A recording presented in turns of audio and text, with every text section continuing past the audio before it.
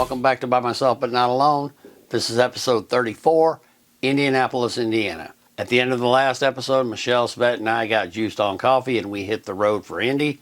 It was going to be a little more than 100 miles, so we knew we'd have plenty of time to get there and make it to the pre-party.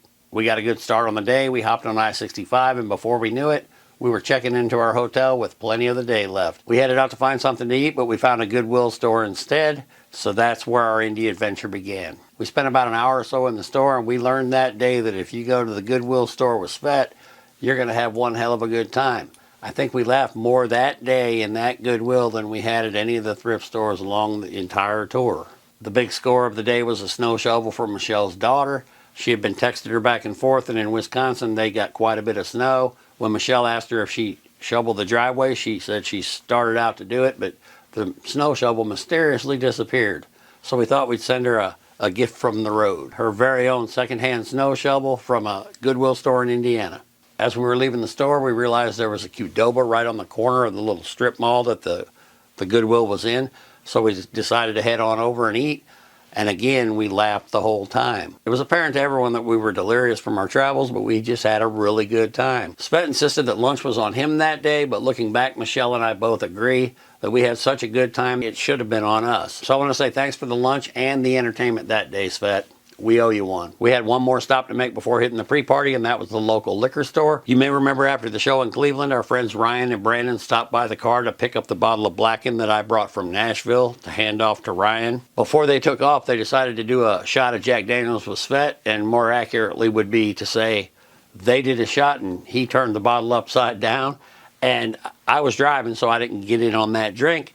I told him that before the tour was over, I promised in Cleveland before this tour is over, we're gonna share a bottle of Jack Daniels. He doesn't forget anything. He definitely remembered that, and we realized that if it was gonna happen, that would be the perfect night. So we found a liquor store, we loaded up, and we headed down to the pre-party at Kilroy's Bar and Grill, downtown Indianapolis. We didn't have any trouble finding it. When we got inside, we realized it was a really cool place. There just didn't seem to be too many people that we knew there yet. But when we got to the room in the back, we realized there was quite a large group of MetFam in the house. There were quite a few people that we knew there, so it didn't take long to find willing participants for interviews.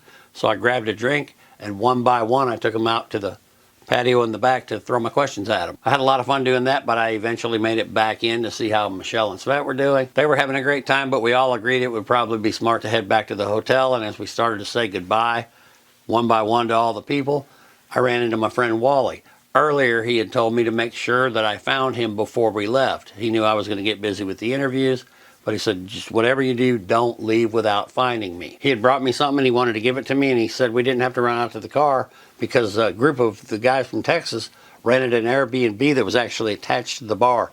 So all we had to do was run upstairs. The problem was Wally had just ordered a drink and it hadn't made it back yet. So he grabbed Mindy, that's his wife, and asked if she'd run me up to the room and grab what he had brought for me. We headed up to the room and I still didn't know what it was, but the moment I saw it, I understood the sentiment. Throughout the tour, Wally and I have been discussing the greatness of what was at the time the latest Iron Maiden album. Every time it came up, I stuck with my opinion of how I believe Book of Souls to be the greatest Iron Maiden album ever. And trust me, I understand how large of a statement that is to make. Wally had seen them on the Book of Souls tour in Texas, and he brought me the poster that he bought at the show. I really didn't know what to say when Mindy handed me this tube, and I popped it and unrolled it, pulled the poster out. I'm not going to pull it out of the tube, but this is a stock photo of what the poster looks like. I remember standing there holding the poster, and I was just amazed at the generosity of yet another person I had met on the tour. It didn't surprise me one bit, having gotten to know Wally and Mindy so well,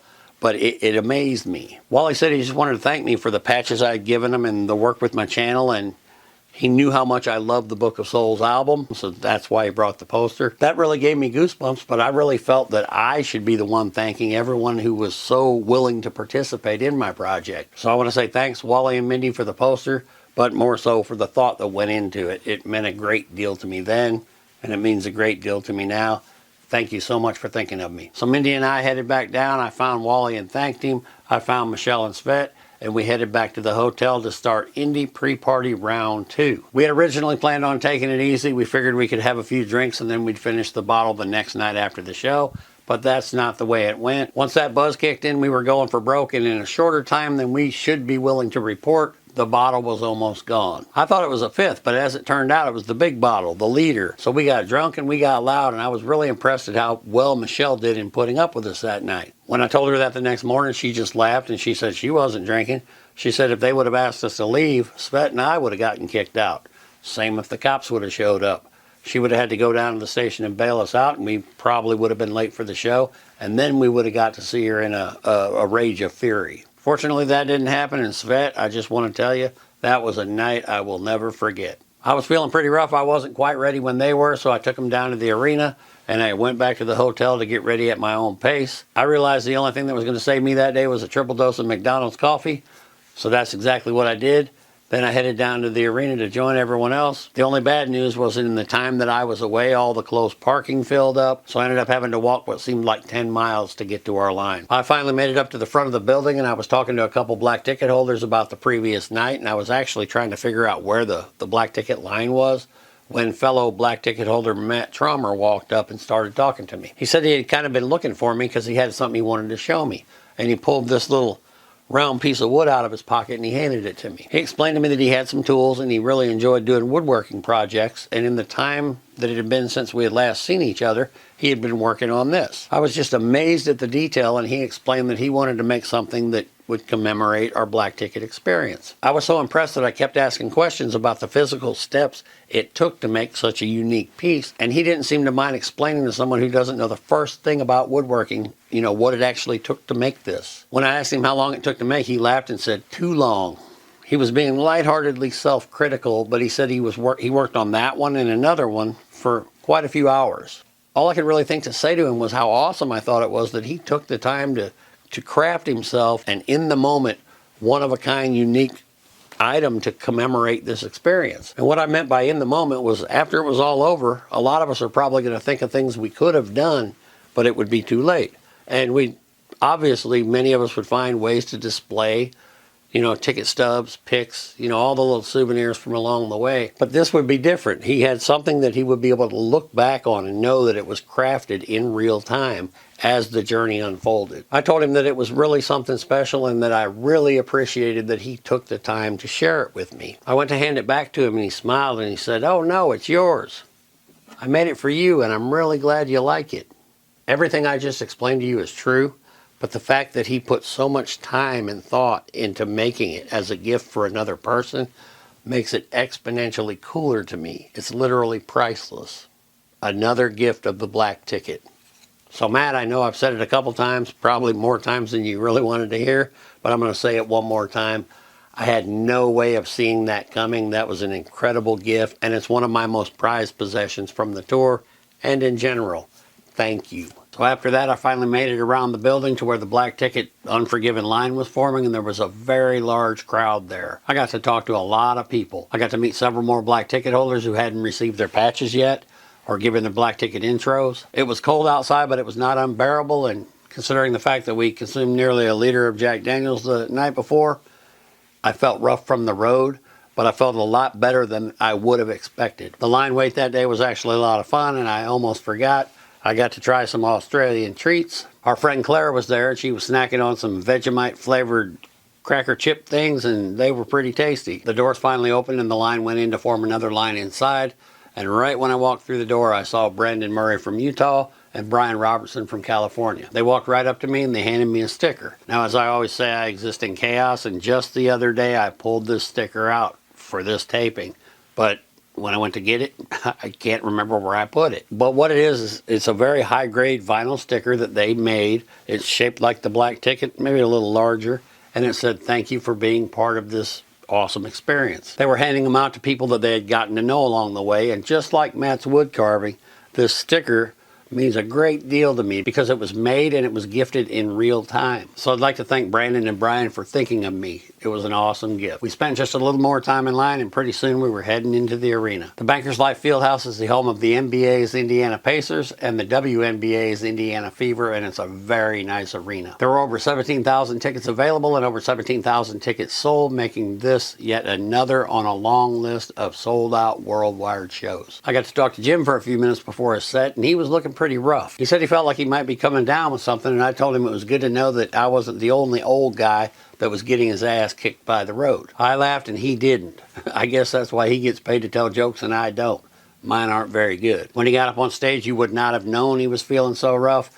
Jim and Joe got the crowd fired up as they had at every other show. Pretty soon we heard those angels singing, and it was go time. This would be the 14th Metallica show in Indianapolis, but it had been almost 10 years, and you could just feel the energy of their return. I'm not sure why it happened here, but another thing I remember about the Indy show was that a lot more black ticket holders decided to make it a soundboard night. Many of the people who otherwise would have been on or near the rail switched it up, and they decided to hang back at the soundboard, which had over the course of the tour become a common congregation spot to watch the show. And again, this time the crowd of black ticket holders back there was much larger than usual. The set list contained 4 key rotations. Harvester, Halo, Motor Breath, Battery were out. Ride the Lightning, Here Comes Revenge, Hit the Lights, and Fight Fire with Fire were in. When pick time rolled around, I got my 2 indie picks for Alexander and Jonathan, and all things considered, I was quite relieved that I had made it through another show. It was an awesome night in the company of over 17,000 energetic fans, and as with all the other shows on the tour, their intense energy and participation really made it a great place to be that night. And the final thing I'd like to mention about the Indie show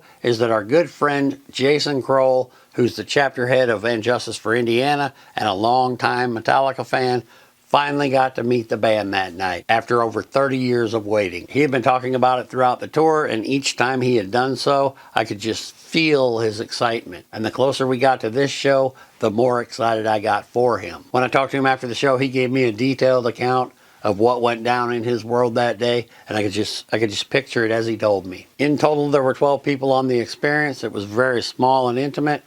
They lined him up and took him in a back room. They explained to him that no cameras or cell phones were allowed. They explained that someone would be taking pictures of the entire experience for each person. They were given details about signing requests on items, and before Jason knew it, the band walked in and started making their way around the crowd. They got to talk one-on-one with each member, and Jason said he filled them in on a lot of his black ticket adventure. He talked to them about a couple of his favorite shows, which include the Big Four at Yankee Stadium, the Webster Hall show in New York for club members only, among many others. When James made it to him, he showed him his And Justice for Indiana chapter flag.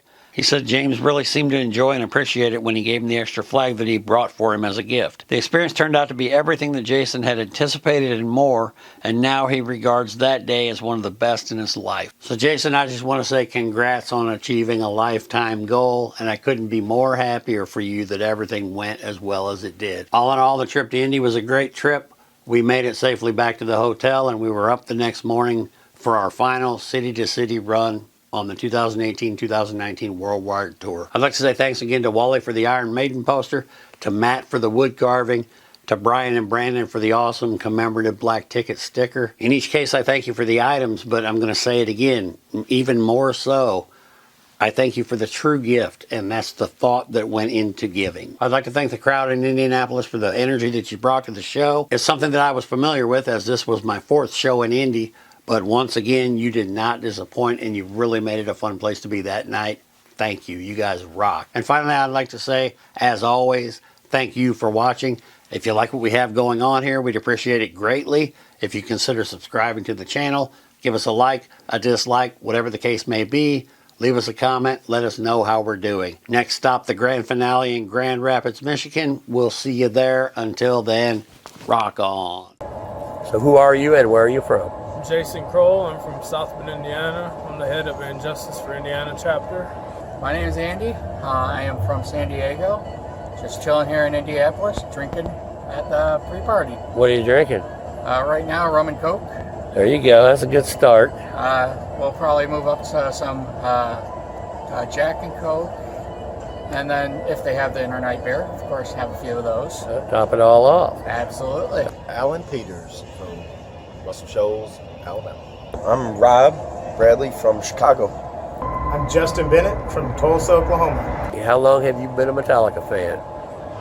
Since '88. I first heard Metallica at a church camp, believe it or not. My counselor had And Justice for All playing. The very first song I ever heard was Harvester of Sorrow. So every time they play that live, it has a special meaning to me. How long have you been a Metallica fan? Probably since early 90s. My brother introduced me to Ride the Lightning, and ever since then I've been hooked. Already. And I think I was like in 5th grade or so, and I was one of the few in my school that actually liked them. Yeah, you were the cool kid. Exactly. I was the outcast because coming from Michigan, it's a country school. The outcast is always the cool kid. Absolutely. Since I was 14 years old. And how old are you now? 1987, 88. That's All right. when I fell in love. Loving it ever since. Been the only band for me ever since. How long have you been a Metallica fan? First show was in 2004. And how old are you now? 30. So that's what? Good 16, 17 years? 17. Half my life? All right. I think my math might have been off. Yeah. God, since I was probably 9 years old. How old are you now? I'm 30, almost 39. All right, so 30 years. 30 right years. on. Good job on that. Have you seen them live before? Yes, tomorrow will actually be my 40th show. Congrats on that.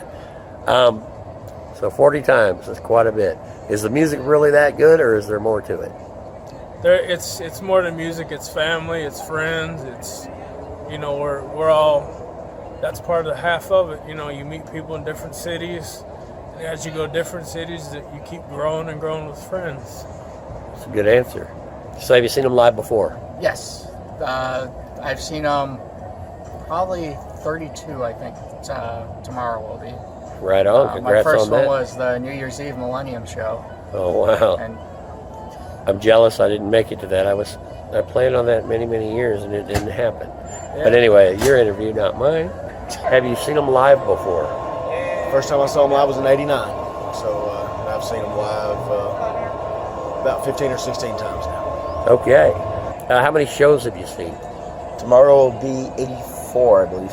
Okay. In the 80s. 84, All right. 85. Yeah, and it's just a number. We're not really competing, but what I wanted to ask you is the music that good? Why do you keep coming back? Means something to me and the family you meet along the way. Can you narrow it down to a favorite song? That's like asking a mother who their favorite child is. No way I could figure that out. So that's a no. Yeah, that's All right. How about favorite album?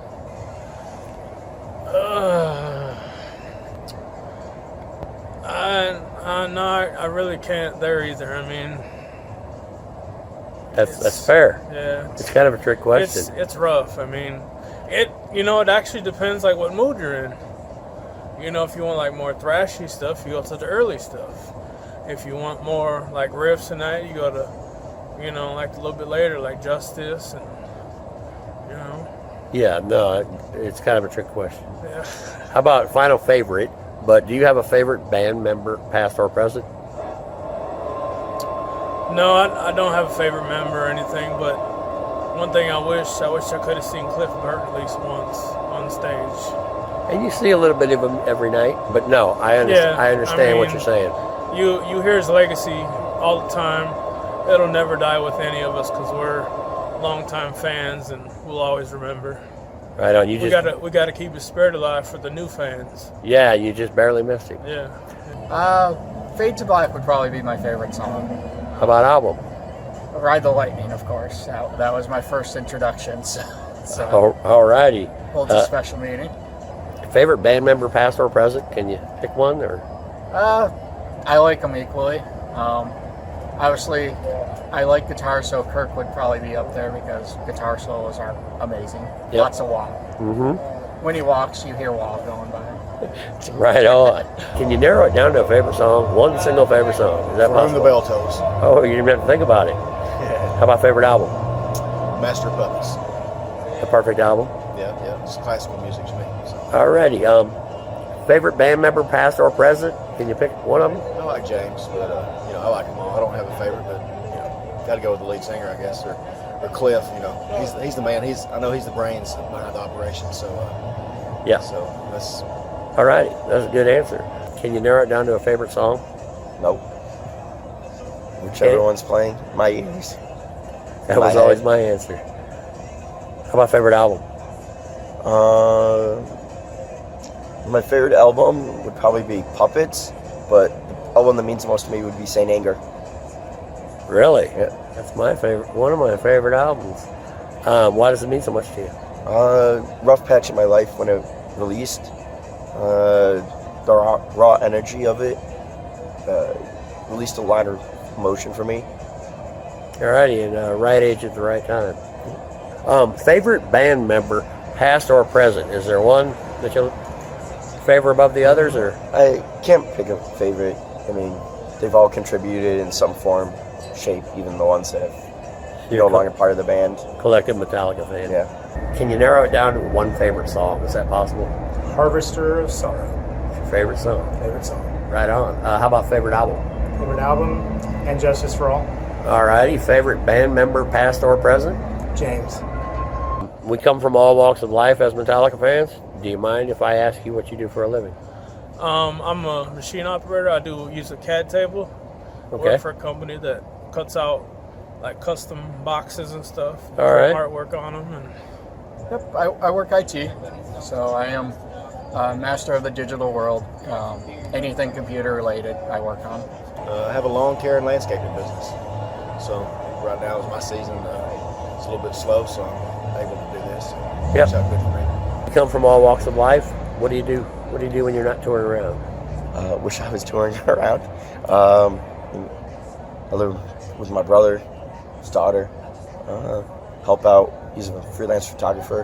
Help out when it's needed, or else just sit around wait for Metallica announcements. All right. I do sales. I'm an independent medical sales. All right. What about Brewer? Well, what did you think before you actually saw Jim and Joe, and now that you've seen them a few times? What do you think now? what's funny is I remember when Jim Brewer was on like movies and when he did Half Baked with Dave Chappelle and all that. It was he was funny in the movies, and I like his, especially like when he does the imitations and stuff like that. I like it. So what do you think about what he's been doing on the Metallica tour? I like it, but the only thing I wish, like, if every leg he would have changed it up a little bit. But I get it, because if this person didn't go to the show before, it's all new to them.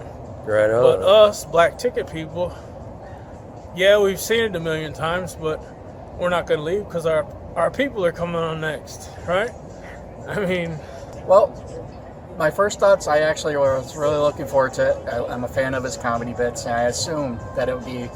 I did see the Fillmore shows. I assumed it would be something similar to how he opened for them, did a little comedy act, and played some games and stuff. So I was looking forward to it. The one critique I have about it is he doesn't change the material per show too much.